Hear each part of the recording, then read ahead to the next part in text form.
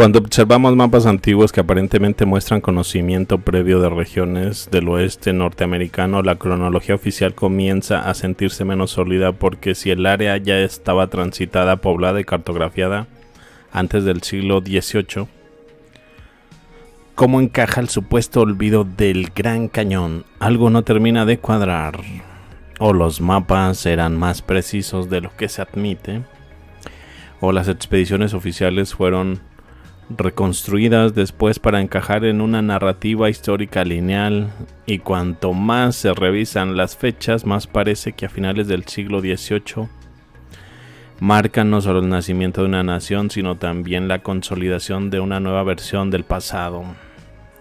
Y tal vez el misterio no sea quién vio el Gran Cañón primero, tal vez el verdadero misterio sea por qué ciertas cosas tuvieron que ser descubiertas una otra vez, porque cuando enormes vacíos históricos coinciden con cambios políticos, nuevas fronteras y reestructuras globales, surge una duda difícil de ignorar.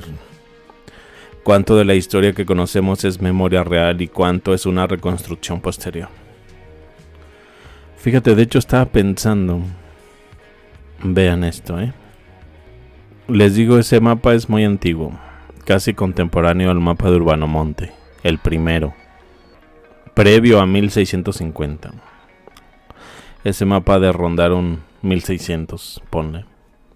Muestra el continente norteamericano sin fallas geológicas.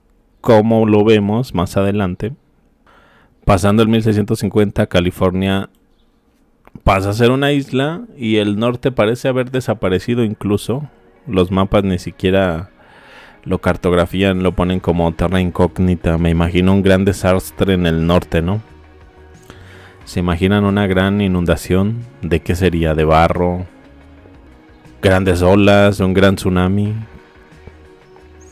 Porque curiosamente en los mapas de 1750 se abre un gran boquete, lo que es, ocupa casi todo lo que es California, la Quivira, que hoy en día es Vancouver y Washington DC, Seattle. Todas estas ciudades quedan dentro de ese gran lago. El Gran Cañón también entra dentro de ese gran boquete, que se ve más claramente en este otro mapa. ¿Se imaginan que algún evento catastrófico convirtió en algún momento California en una isla, desvaneció todo el norte? Luego se empezó a recuperar un poco, pero quedó ese gran boquete todavía. De hecho ahí dice mar o bahía del West.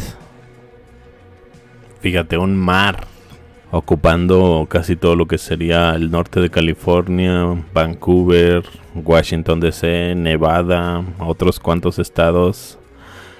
Podría entrar incluso el Área 51 dentro de ese lago, el Gran Cañón. ¿Se imaginan? Eso es lo que estaba pensando ahora sí, que después de que esa agua se retiró, se formó el Gran Cañón. Esto ubicaría al Gran Cañón no muy lejano en el tiempo, de ahí que no haya tantos reportes del Gran Cañón documentadas, ya que aún no estaba y se formó con este gran evento. Bueno, eso es solo una cosa que se me vino a la mente. Chéquense, aquí tengo zonas del Área 51. Más o menos para que se ubiquen dónde está posicionada. De hecho coincide bastante con estas ciudades de oro de Cibola, Totonteac. Chequen, muchos mapas desvanecen el norte de América en estas épocas de 1750, como si no pudieran acceder a esa zona para cartografiar. A menos porque sea frontera con Tartaria. Ya ven que dicen que Tartaria también estaba en América. De hecho, el mismo Hernán Cortés en una de sus cartas, si leen la oficial antigua, yo recuerdo que claramente dice que sus territorios llegan hasta la Gran California y que no está muy seguro, o que tiene una idea de que tiene fronteras con aquella misteriosa Tartaria. Recuerdo que así decía aquella carta de introducción, donde él le va a relatar todo lo que ha venido descubriendo, sus conquistas, la caída de Tenochtitlán, le empieza a relatar todo eso, pero me llamó la atención eso de que él considera que tiene fronteras con Tartaria en el norte de América. Y curiosamente los mapas no cartografían esa zona. En esta época, 1750, que todavía estamos hablando de que Pugachev aún no ha caído y Estados Unidos aún no se independiza. Que a ver si se compone el programa, que creo que ya se me está poniendo muy lento. A ver, ya como que se está componiendo. Es lo que no quería. Ya tenía mucho que no me pasaba. Ya se compuso un poco. Vean, zonas de hoy día. El área 51, casi ahí a un ladito tienen el Gran Cañón. Ahí al norte está Nevada, San Francisco. Si se fijan, el gran boquete que se abrió prácticamente inundó toda esta zona. Área 51, ese pequeño, esa mancha blanca, ahí está un lago. Y precisamente ahí en esa zona está el área 51. Este mapa es un poco anterior al gran boquete, ha de ser de un 1650. Es cuando representaban a California como una enorme isla. Al norte de California hay un gran vacío, como ese gran boquete, que debería de haber territorio, ya que se supone que en esa zona debería de estar lo que es Vancouver, Washington DC. Y no está. Lo que hace ver a California como una isla. Hay algunas cicatrices en el Gran Cañón que pareciera electricidad, como plasma. Vean esta toma. Este mapa también es muy anterior a ese 1650. Casi puede ser contemporáneo a Urbano Monte. Yo no veo rastros del Gran Cañón en él.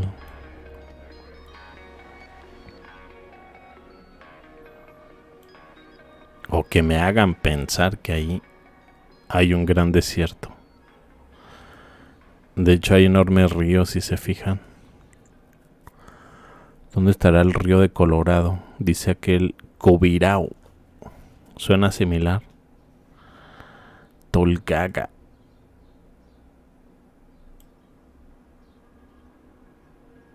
Por aquí debería estar el área 51. Totonteac.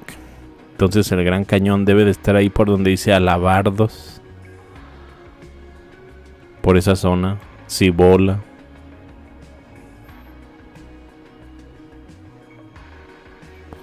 Pero no hay algo específico que mencione que ahí hay un gran cañón, un gran desierto o algo.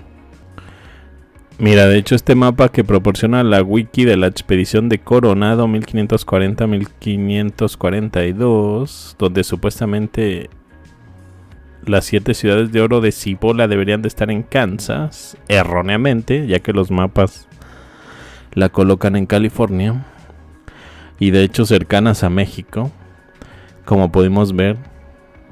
No dudo que algunas dentro del estado de Sonora. Kansas, cerca de los Cheyenne. Error. En realidad debió haber ido a esta zona. Mira, el mapa este sí contiene el Gran Cañón, donde están los Navajo. Quivira estaba de esta otra parte. Arizona, Utah, Nevada. Siempre se me van de la mente esos estados. Creo que al norte está Montana, ¿no? Algo así. Colorado, Utah, Nevada, Arizona, Nuevo México. Mira, aquí está Quivira. Estrecho de Anian. Aquella zona es Tartaria, Asia. Reino de Quivira. De hecho, si quieren escuchar más referencias a tártaros en esta zona, véanse el video sobre el rey Tartarats, gobernando California. Déjenme les paso el link rápidamente. No tardo mucho. Se supone que ese rey gobernó lo que es Quivira. Gobernaba Quivira un rey que parecía sacerdote al mismo tiempo, que era muy devoto, parecía cristiano ya que portaba una cruz y le rezaba a la reina del cielo. Se escucha muy cristiano, ¿no? Dice que en esta región hay algunas personas al estilo Tartarorum. Y de hecho, si buscan en la wiki descripciones sobre esta zona de Quivira, hay algunas que incluso te dan detalles de que las personas son muy resistentes al frío, de una enorme complexión, casi dando a entender que eran de gran estatura, y se visten con pieles de animales, cosas así, curiosas. De hecho, el mismo mapa de Urbanomonte hace referencias a tártaros en esta zona en rojo, donde hay estas pequeñas tiendas como de campaña. Dicen que al estilo tártaro en esta zona de Quivira. También Urbanomonte señala ese detalle, y eso en 1587.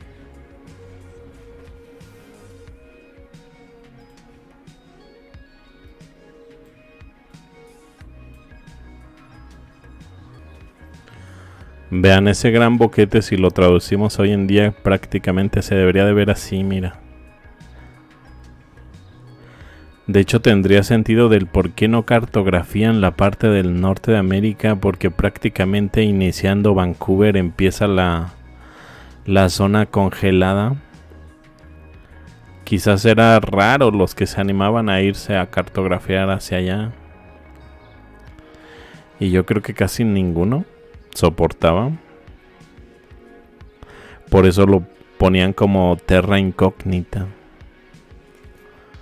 Pues mira, ese gran boquete así se vería. Abarca todo lo que es el Gran Cañón, el área 51, la zona de las Quivira, las 7 ciudades de oro de Cibola.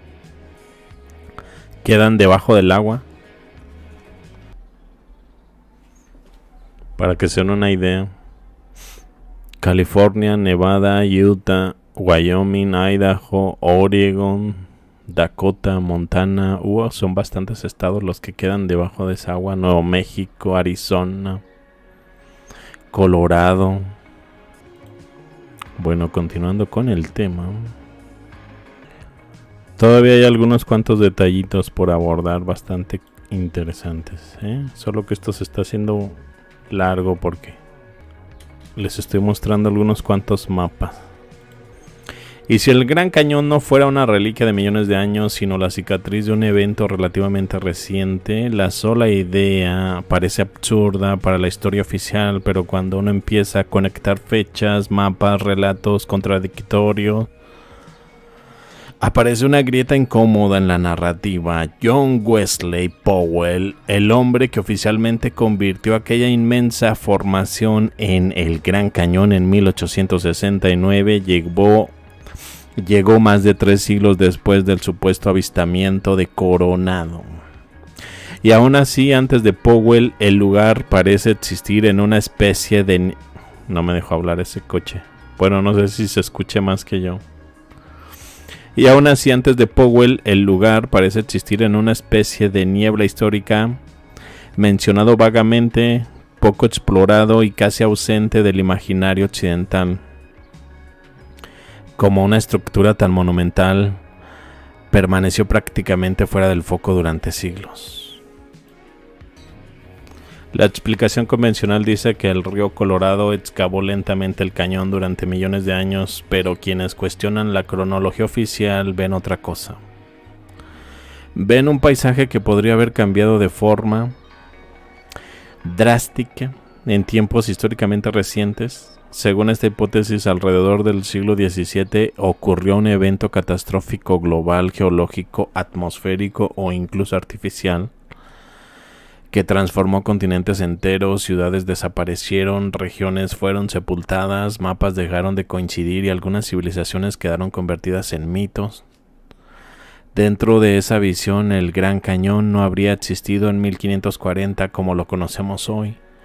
El relato de Coronado sería entonces una pieza añadida después para dar profundidad temporal a una geografía nueva. Y lo más inquietante es que esta idea no aparece sola, está conectada con otras anomalías históricas igual de polémicas. Ya saben, títulos que ya hemos abordado en otros temas: Pompeya supuestamente enterrada en 1631 y no en el año 79, Santorini destruida hace apenas unos siglos, ciudades africanas desaparecidas, regiones enteras de Norteamérica transformadas entre el siglo XVI y XIX y mapas antiguos que muestran territorios imposibles. Cada caso por separado puede parecer una curiosidad marginal, pero juntos forman un patrón perturbador. La sospecha de que la historia humana y la geografía terrestre fueron reorganizadas más recientemente de lo que aceptamos. Y tal vez el verdadero problema no sea si estas teorías son correctas o incorrectas, tal vez el problema es que obligan a hacer una pregunta que pocos quieren enfrentar. ¿Qué tan estable es nuestra idea del pasado? Porque si las cronologías pueden alterarse, si los mapas pueden reescribirse y si los descubrimientos pueden fabricarse después de los hechos, entonces el suelo bajo nuestros pies deja de ser únicamente geología y se convierte también en narrativa.